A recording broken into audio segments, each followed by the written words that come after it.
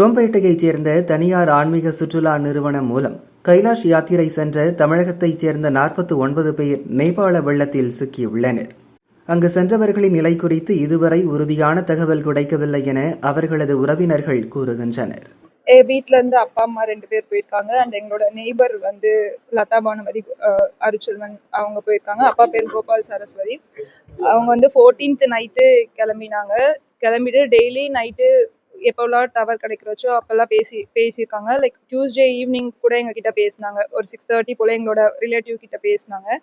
And வந்து actually இன்னைக்கு வந்து அவங்க கிளம்பிட்டு காட்மண்டுலேருந்து நாளைக்கு மார்னிங் அவங்க சென்னை ரீச் ஆகணும்.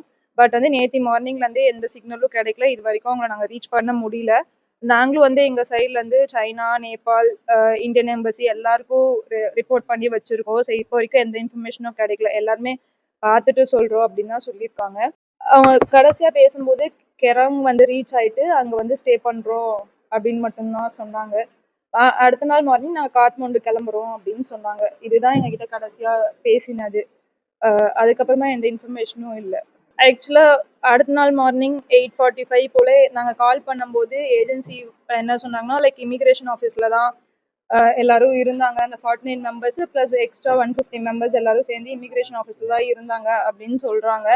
ஆனால் ஆஸ் பர் வீடியோ இமிக்ரேஷன் ஆஃபீஸில் தான் ஃப்ளட் ஆயிருக்கு. ஸோ அதை பார்த்ததுலேருந்து நேத்திலேருந்து எல்லாருமே லைக் ஃபுல் ஃபேமிலியும் பயத்தில் தான் இருக்கும். ஒரு நம்பிக்கையோடு இருக்கும் வருவாங்கன்னு சொல்லிட்டு. எங்களுக்கு அட்லீஸ்ட் எங்கே இருக்காங்க அப்படின்றது மட்டும் தெரிஞ்சா கூட சரி.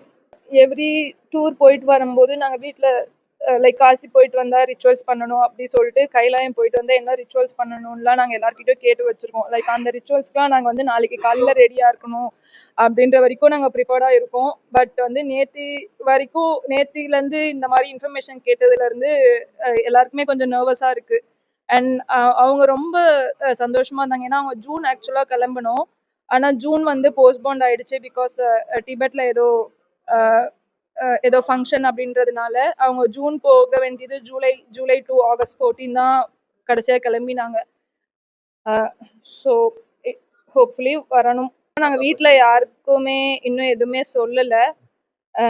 யார்கிட்ட கேட்டாலும் சேஃபாக இருக்காங்க அப்படின்ற இன்ஃபர்மேஷன் மட்டும்தான் சொல்லியிருக்கோம். ஸோ இன்னும் எந்த இன்ஃபர்மேஷனும் நாங்கள் யாருக்குமே சொல்லலை.